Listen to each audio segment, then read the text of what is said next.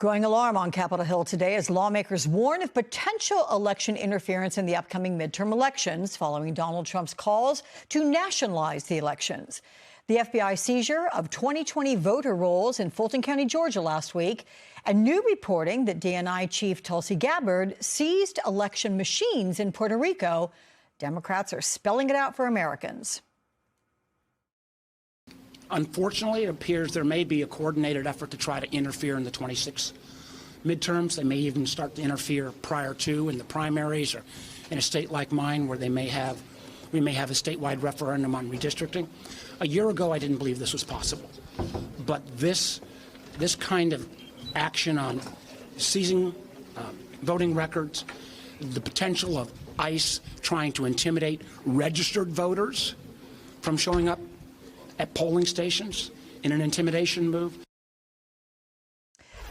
Joining me now is our friend, Democratic Congressman from California, Sara Jacobs. I'm glad you're here in studio because I love these kind of conversations we can have. And as you listen to Senator Warner there, do you share his concerns? Can voters be confident about our elections in November? Because you heard him say a year ago this would be unthinkable. But now?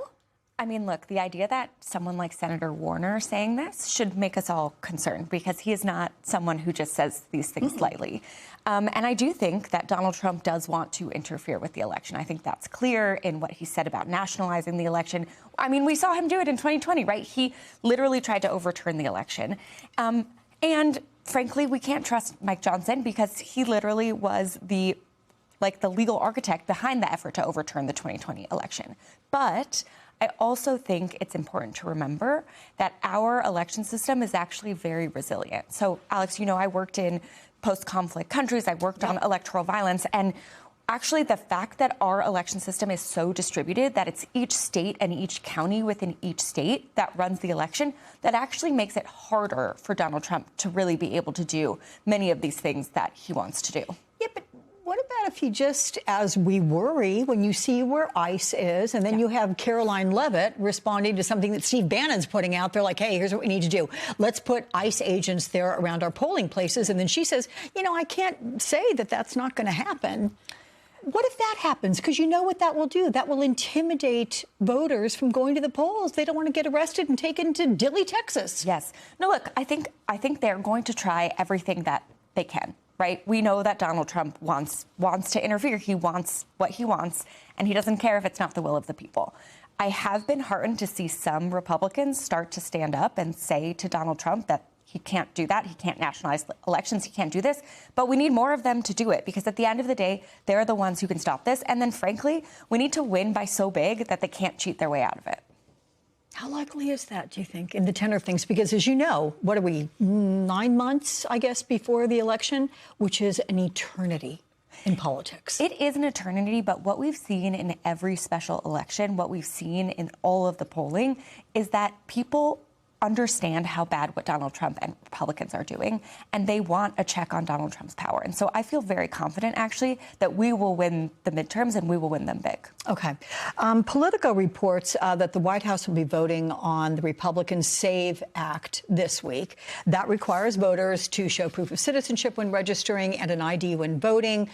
So when a Pew poll last year shows 83% of voters support voter ID, I'm going to ask you why you are opposed to the SAVE Act. What is it about that you say isn't right? Well, first of all, the SAVE Act is very poorly written. And it requires you to have both a photo ID and proof of citizenship, which basically means a passport, which many, many Americans don't have, and it's expensive to get. And if you think about, for instance, women who got married and changed their last name, their birth certificate and their ID are not going to have the same name. They would be disqualified under the way the SAVE Act is currently written. And so I think anything that is literally going to make millions of voters be kicked off of the rolls should raise alarm bells for all of us. Yeah. So the last government shutdown, as you know, it stemmed from a fight, and this was over the expiration of the Affordable Care Act subsidies there.